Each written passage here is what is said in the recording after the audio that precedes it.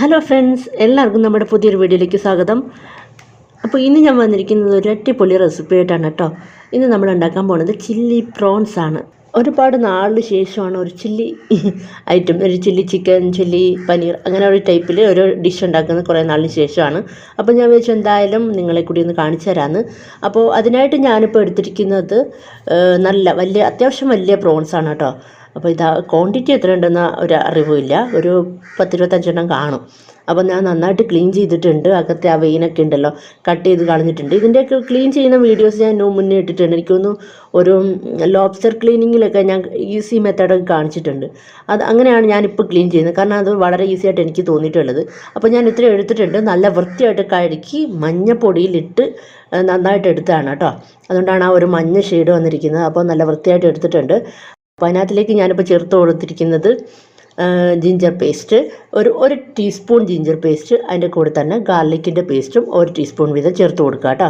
ഇനി അതിലേക്ക് നമ്മൾ ചേർക്കാൻ പോകുന്നത് 2 ടീസ്പൂൺ മുളക് പൊടിയാണ് കേട്ടോ. ഇതിപ്പോൾ കാശ്മീരി ചില്ലിയും അല്ലാത്ത നോർമൽ ചില്ലിയും കൂടെ മിക്സ് ചെയ്തതാണ്. അപ്പോൾ നിങ്ങൾക്ക് എരിവ് കൂടുതൽ ഇഷ്ടമാണെങ്കിൽ കൂടുതൽ ആഡ് ചെയ്യുക കേട്ടോ. അതിൻ്റെ കൂടെ തന്നെ ഒരു 1/4 ടീസ്പൂൺ മഞ്ഞൾപ്പൊടി, ഓൾറെഡി ഞാൻ മഞ്ഞൾപ്പൊടി ഇട്ട് വാഷ് ചെയ്തതുകൊണ്ട് ഞാൻ ഒരു 1/4 ടീസ്പൂണേ ചേർക്കണുള്ളൂ. അപ്പോൾ ഇനി ഇത് നമുക്കൊന്ന് മിക്സ് ചെയ്ത് കൊടുക്കുക. അത്യാവശ്യം നന്നായിട്ടൊന്ന് പുരട്ടി മിക്സ് ചെയ്ത് കൊടുക്കുക. ഇനി അതിലേക്ക് നമുക്ക് ആവശ്യത്തിന് ഉപ്പ്, അതായത് അറിയാലോ പ്രോൺസിന് അത്യാവശ്യം ഉപ്പുണ്ട്. അപ്പോൾ അത് നോക്കിയിട്ട് ഒരു 1/4 ഭാഗം ഞാൻ ഇപ്പോൾ എടുക്കണുള്ളൂ. വേണമെങ്കിൽ പിന്നെ നമ്മൾ കറിയിൽ മിക്സ് ചെയ്യുമ്പോൾ ആഡ് ചെയ്താൽ മതി. അതുകൊണ്ട് ഒരു 1/4 ടീസ്പൂൺ എടുത്തിട്ടുള്ളൂ. ഒന്ന് നന്നായിട്ട് മിക്സ് ചെയ്ത് കൊടുക്കുക. ഇനി ഇതവിടെ ഇരിക്കട്ടെ, ഒരു 5 മിനിറ്റ് ഇരിക്കട്ടെ, നന്നായിട്ട് അതൊന്ന് പിടിക്കട്ടെ. നമുക്ക് അങ്ങോട്ട് മാറ്റി വയ്ക്കാം കേട്ടോ. അതിനുശേഷം ഒരു തവ എടുക്കുക. അതിനകത്തേക്ക് ഞാനിപ്പം ഓയിൽ ഒഴിച്ചു കൊടുത്തിട്ടുണ്ട്. നമ്മുടെ വെളിച്ചെണ്ണ അല്ലാത്തൊരു ഓയിലാണ് കേട്ടോ. അത് ഒഴിച്ചു കൊടുത്തിട്ടുണ്ട്. അതിനകത്തിലേക്ക് നമ്മുടെ മാറ്റി വെച്ചിരുന്ന ആ മാരിനേറ്റ് ചെയ്ത് വെച്ചിരുന്ന പ്രോൺസ് എല്ലാം ഇട്ട് കൊടുക്കുക. അപ്പോൾ അത്യാവശ്യം ഓയിൽ ഞാൻ കുറച്ചേ എടുത്തിട്ടുള്ളൂ. മാക്സിമം എല്ലാം അതിനകത്ത് തന്നെ വറുത്തെടുക്കുക എന്നാണ് ഞാൻ വിചാരിക്കുന്നത്. ബാക്കിയുള്ള ആ അരപ്പുണ്ടല്ലോ അതെല്ലാം ഞാൻ അതിനകത്ത് തന്നെ മിക്സ് ചെയ്ത് കൊടുത്തിട്ടുണ്ട്. അപ്പോൾ ഇതാ നമ്മുടെ കൊഞ്ച് ഇവിടെ റെഡി ആയിട്ടുണ്ട്. ഒരു ഷാലോ ഫ്രൈ മതി, ഒരു ഡീപ്പ് ഫ്രൈ ഒന്നും വേണം. ഡീപ്പ് ഫ്രൈ നിങ്ങൾക്ക് ഇഷ്ടമാണെങ്കിൽ അങ്ങനെ ചെയ്യാം. ഞാനിപ്പം ഓയിൽ കുറച്ച് മതി എന്നുള്ള ഉദ്ദേശത്തിൽ ഒരു ഷാലോ ഫ്രൈ എടുക്കുന്നുള്ളൂ കേട്ടോ. ഇന്ന് നമുക്കൊരു കടായിൽ അത്യാവശ്യം ഞാനിപ്പോൾ ബട്ടറാണ് എടുത്തിരിക്കുന്നത്. അപ്പോൾ കാരണം കുട്ടികൾക്ക് ഇഷ്ടമാണ് ബട്ടർ ഉപയോഗിക്കുന്നത്, അതുകൊണ്ട് ഞാൻ ബട്ടർ ഉപയോഗിക്കുകയാണ്. ഒരു ചെറിയൊരു സ്ലൈസ് ബട്ടർ ഇട്ട് കൊടുത്തിട്ടുണ്ട്. അതൊന്ന് മെൽറ്റായി വരുമ്പം ഒരു ടേബിൾ സ്പൂണോളം ഗാർലിക്ക് ഞാൻ ചെറുതായിട്ട് ചേർത്ത് കൊടുക്കുന്നുണ്ട്. കാരണം ഗാർലിക്കിൻ്റെ സ്മെല്ല് ഒരു പ്രത്യേക ഫ്ലേവറാണ് ഈ ചൈനീസ് ഐറ്റത്തിനൊക്കെ. അപ്പോൾ അത് ഞാൻ ചേർത്ത് കൊടുത്തിട്ടുണ്ട്. നിങ്ങൾക്ക് ഗാർലിക്ക് അധികം ഇഷ്ടമല്ലെങ്കിൽ കുറച്ച് ഒഴിവാക്കുക കേട്ടോ. അപ്പോൾ ഇനി നമ്മൾ ജിഞ്ചർ ചേർക്കണില്ല, ഓൾറെഡി നമ്മളത് മാരിനേറ്റ് ചെയ്ത് വെച്ചതിൽ ചേർത്തിട്ടുണ്ടായിരുന്നല്ലോ.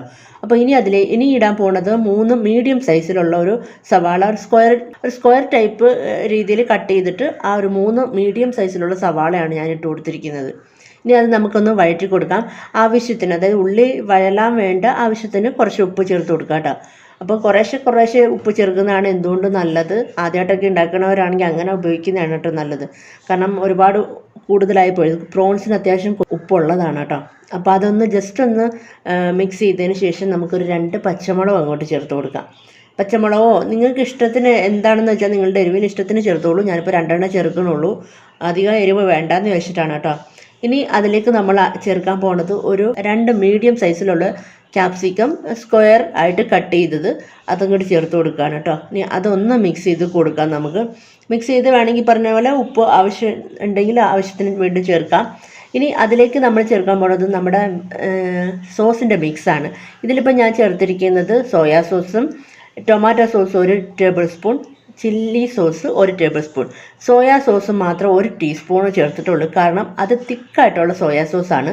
അതും കൂടി ചേർത്ത് ഞാൻ കുറച്ച് വെള്ളം കൂടി ഒഴിച്ച് ഡൈല്യൂട്ട് ചെയ്തതിന് ശേഷമാണ് ടൊമാറ്റോ സോസും ചില്ലി സോസും കൂടി ആഡ് ചെയ്തിരിക്കുന്നത്. അപ്പോൾ ടൊമാറ്റോ സോസ് കുറച്ചും കൂടി നമുക്ക് ആഡ് ചെയ്യേണ്ടി വരും.